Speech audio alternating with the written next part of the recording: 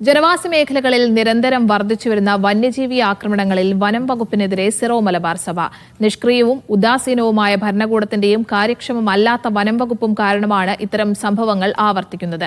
ജനങ്ങളുടെ ജീവനും സ്വത്തിനും മതിയായ സംരക്ഷണം നൽകാനുള്ള നടപടികൾ സർക്കാർ സ്വീകരിക്കണമെന്നും സഭ ആവശ്യപ്പെട്ടു.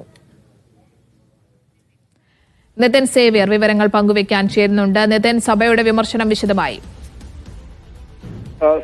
സ്നേഹ, നിലമ്പൂർ കാളികാവിൽ റബ്ബർ ടാപ്പിംഗ് തൊഴിലാളിയായ ഗഫൂർ അലിയെ കൃഷിയിടത്തിൽ വെച്ച് കടുവ ആക്രമിച്ച് കൊലപ്പെടുത്തിയ സംഭവത്തിൽ അനുശോചനം രേഖപ്പെടുത്തിയുള്ള പത്രക്കുറിപ്പിലാണ് സഭ ഇത്തരത്തിലുള്ള വിമർശനങ്ങൾ ഉയർത്തുന്നത്. ജനവാസ മേഖലകളിൽ ദിനം പ്രതി വർദ്ധിക്കുന്ന വന്യജീവി ആക്രമണങ്ങളിൽ സഭ ആശങ്ക അറിയിക്കുന്നുണ്ട്. വനാതിർത്തികളോട് ചേർന്ന് ജീവിക്കുന്ന ജനങ്ങളുടെ ജീവനും സ്വത്തിനും മതിയായ സുരക്ഷിതത്വം ഒരുക്കാൻ ബന്ധപ്പെട്ടവർ നടപടികൾ സ്വീകരിക്കണമെന്നാണ് സഭ പറയുന്നത്. ഒപ്പം തന്നെ ജനങ്ങൾക്ക് സ്വന്തം കൃഷിയിടങ്ങളിൽ പോലും പ്രവേശിക്കാൻ കഴിയാത്ത വിധം കഴിഞ്ഞ കുറെ നാളുകളായി വന്യജീവികൾ ജനവാസ മേഖലകളിൽ പെരുകുന്നതും ഒപ്പം ജനങ്ങളെ ആക്രമിക്കുന്നതും അത് നിഷ്ക്രിയവും ഉദാസീനവുമായ ഭരണകൂടത്തിന്റെയും കാര്യക്ഷമമല്ലാതായി മാറിയ വനം വകുപ്പിന്റെയും തെളിവാണെന്നാണ് സഭ പറയുന്നത്. ഒപ്പം തന്നെ പരിഷ്കൃത സമൂഹങ്ങളെയും വികസിത രാജ്യങ്ങളെയും മാതൃകയാക്കി വന്യജീവികളെ നിയന്ത്രിക്കുന്നതിന് ആവശ്യമായ നടപടികൾ സർക്കാർ സ്വീകരിക്കണമെന്നും വനം വകുപ്പിന്റെ മനുഷ്യത്വരഹിതമായ നടപടികളും നയങ്ങളും തിരുത്തണമെന്നും സഭ ആവശ്യപ്പെടുന്നുണ്ട്. സ്നേഹ.